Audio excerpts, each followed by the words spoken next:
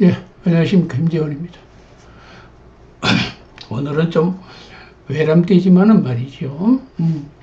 이소룡에 대해서 이소룡 말이죠. 아주 전설적인 인물이 되었죠. 세계의 전설이 됐습니다. 격투기, 젊은 청년들의 어떤 이런 뭐 격투기에 관심이 있는 젊은 세계의 모든 청년들의 어떤 전설이 된 그 신화가 된 인물 이소룡이 있어요. 이소룡에 대해서 한번 얘기해 보고자 합니다. 이소룡을 두고 말이죠. 채배달에게 그런 얘기를 했더랍니다. 이소룡과 만약에 채배달과 이소룡이 싸운다면 누가 이겼을까요? 누가 이길게요? 라고 얘기를 하니까 채배달이 그런 얘기를 했다고 그러네요. 참 어이가 없다. 어떻게 이소룡은 한낱 배우에 불과하다. 뭐 이렇게 격하를 했다라고 그럽니다. 또 뭐 흔히 얘기해서 이제 유튜브 보면은 뭐 이렇게 격투기 이제 저 유튜브가 있죠. 거기 보면은 그 시시아우동이라고 그러는 인물이 있죠. 또 이 인물도 그렇게 얘기해. 이소룡에 대해서 아주 뭐 격하를 하더군요. 그건 한낱 그 영화 배우에 불과하다 그런 얘기를 했다라고 합니다. 그죠? 근데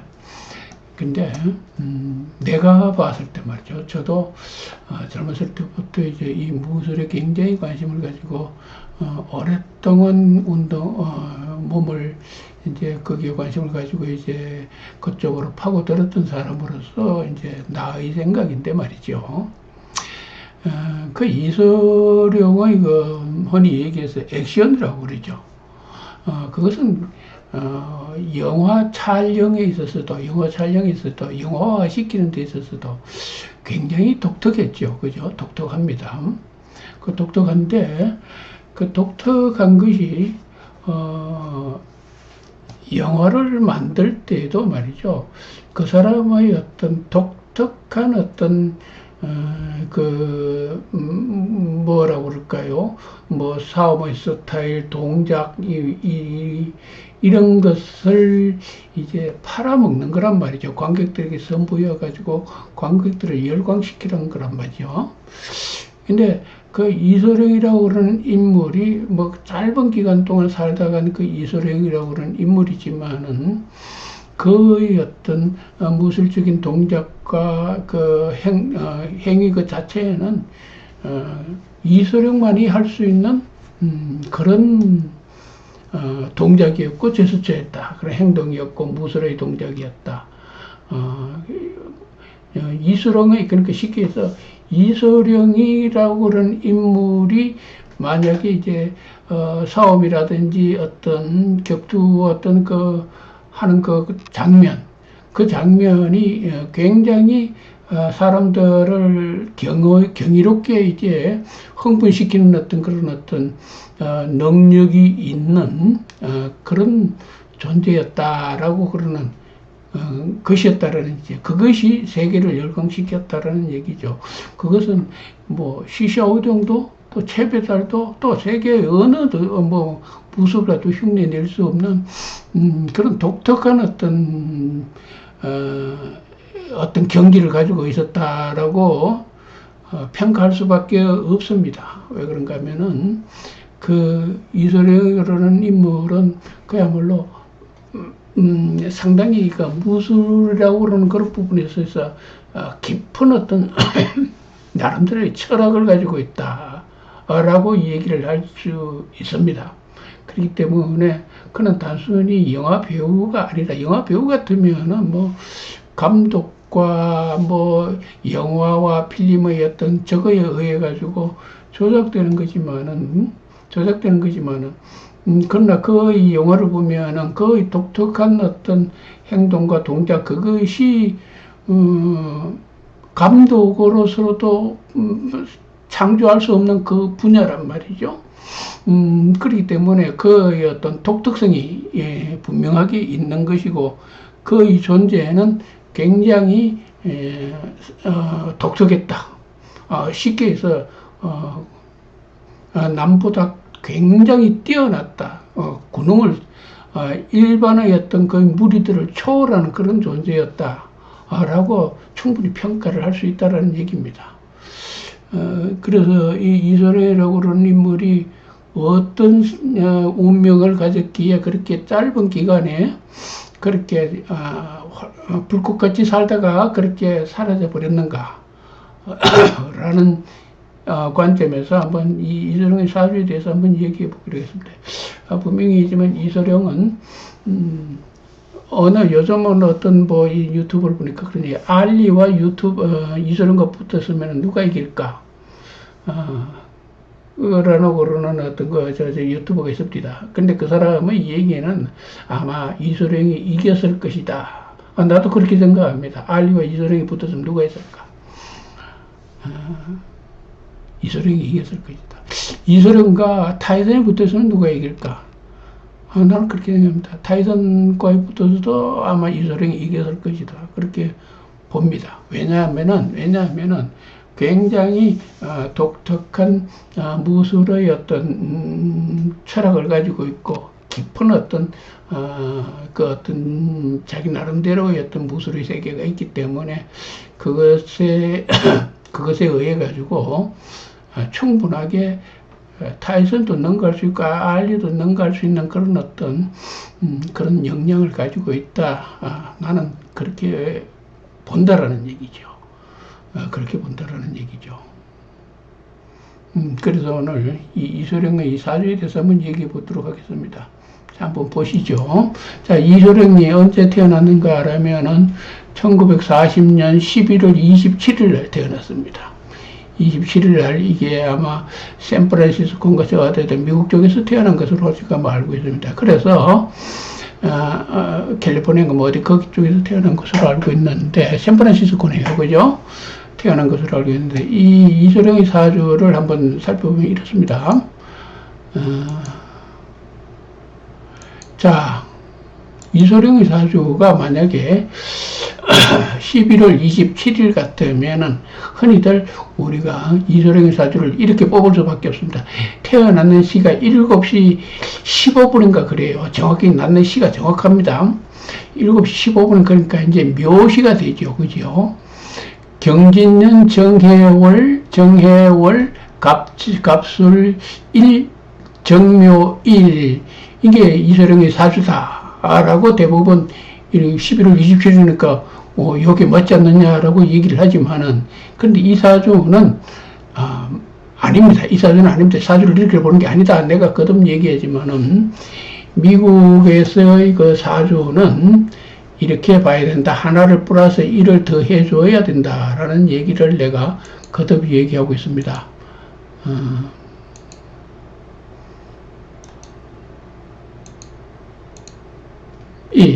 28일로 봐야 돼. 우리의 그것을 봐서는 이 28, 그러니까 을해겠죠. 을해. 그러니까 플러스 1을 더 시켜야 된다라는 얘기죠.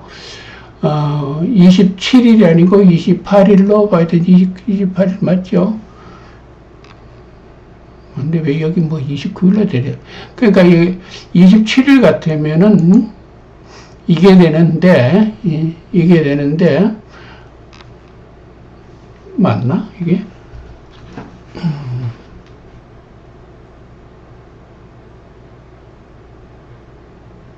그러니까 이제 양력으로 27일이니까 말이죠. 이렇게 맞습니다. 27일 같으면 이렇게 되는 건데 이것이 우리 이 만세력이라고 그러는 것은 이 사주 추명학이라고 하는 것은 동아시아에서 만들어진 것이고 동아시아의 어떤 음양의 선사들이 우리의 어떤 선조들이 우리의 동아시아의 어떤 현자들이 이것을 이 음양 오행의 흐름을 측정하고 이 육식갑자를 만들었기 때문에 미국을 기준으로 해서 아메리카를 기준으로 해서 이렇게 보면은 안 됩니다. 그죠? 안 됩니다. 그래서 동아시아의 어떤 이 이 어떤 오행의 흐름을 그대로 적용시켜야 되기 때문에 이것이 맞다라는 얘기죠. 경진년 정해월 을해 을해일 기묘일이 기묘시가 됩니다.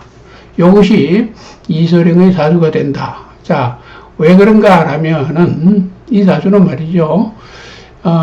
낳는 시에 정화가 투출되어 있죠. 그죠? 이게 식신이 됩니다. 식신이 되는데 식신이 정관을 제살하고 있죠. 그죠? 제살하고 있습니다. 이 정인이 이 정인격이 되는 거죠. 그죠? 정인격이 됩니다.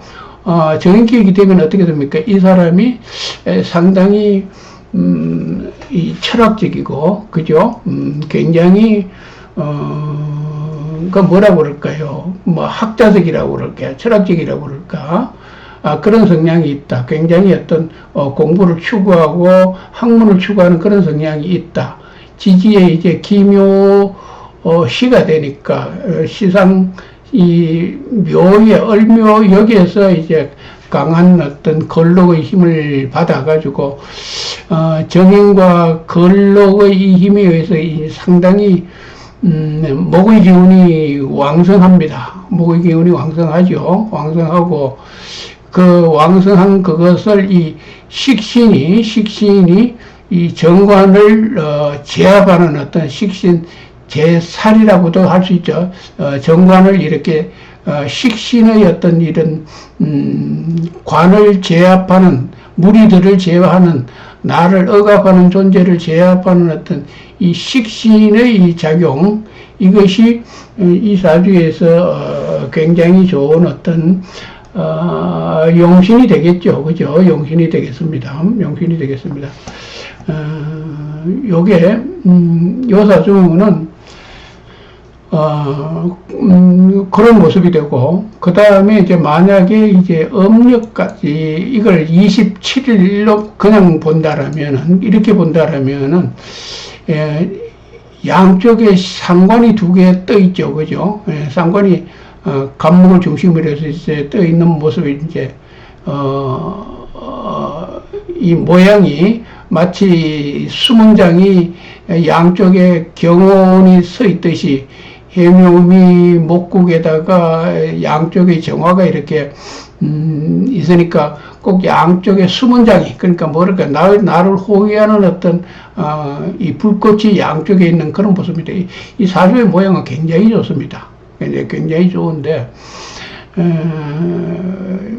이 사주 같으면은 그야말로 운명이 굉장히 좋은 운명이라고 얘기를 할 수 있습니다. 굉장히 좋은 운명이라고 얘기를 할 수 있는데, 불행하게도 이소룡은, 73년 개축년에 사망을 했죠. 개축년에 사망을 했는데, 그 만약에 요 사주가 이소룡의 사주 같으면은 73년에 이 개축년에 사망을 하지 않는다, 죽지 않는다라는 얘기입니다. 죽지 않는다라는 얘기죠. 왜 그런가 하면은 양쪽에 정화가 지금 개축년이 들어와가지고 33세 신묘 대운에서 이 개축 대운에 들어와가지고 관이 왕성해지는 가운데에 이 개축이 들어와가지고 정화를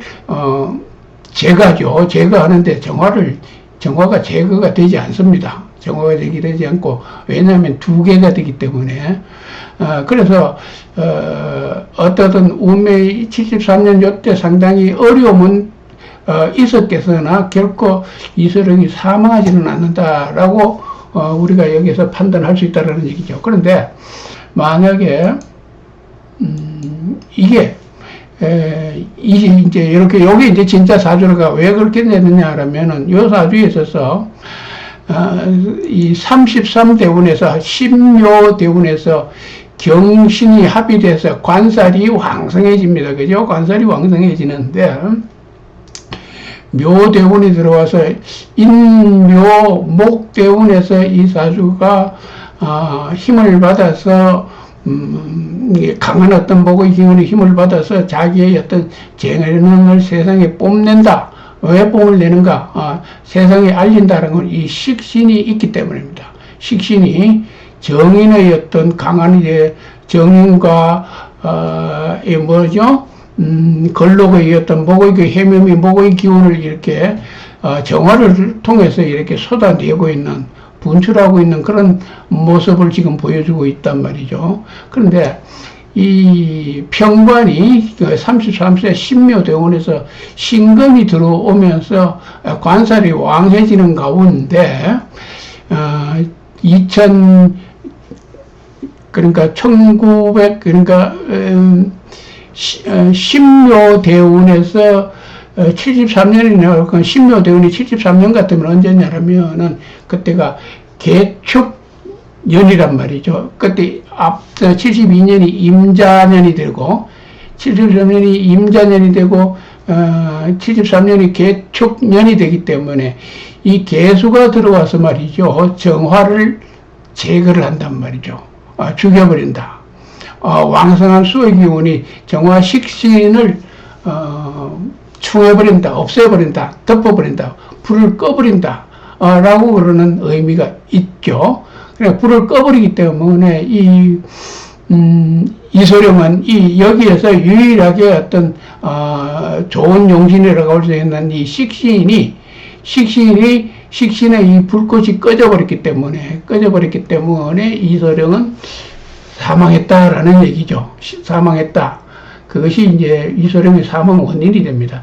그러니까 이 식신이 있기 때문에, 정인과 식신이 있기 때문에, 이 식신이 있는 자는 대부분, 식신이 왕성하면은, 식신이 제살한다라고 그러죠. 식신이 왕성하면은, 전장에 나가더라도, 총칼이 자기의 몸을 다치지 않게 한다. 식신이 왕성한 자는 전장에서 큰 공을 세운다라든지, 뭐 어떤 그런, 이 식신의 이 강력함이라고 그러는 것은 굉장한 어떤 힘을 가지고 있습니다. 이 식신이 강력하다라고 그러는 것은, 식신이 왕성하면은 쉽게 해서 어디, 링 위에 올라가서, 시합을 할 때에도 그 상대방에게 한 방도 맞지 않는다.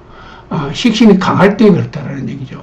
이소룡이 정화가 이것이 투철되어 있는 정화가 굉장히 강력하기 때문에 목의 기운을 받아가지고 굉장히 강력하기 때문에 무술을 한다 하더라도 어느 누구에게 얻어 터지지 않는다라는 얘기죠.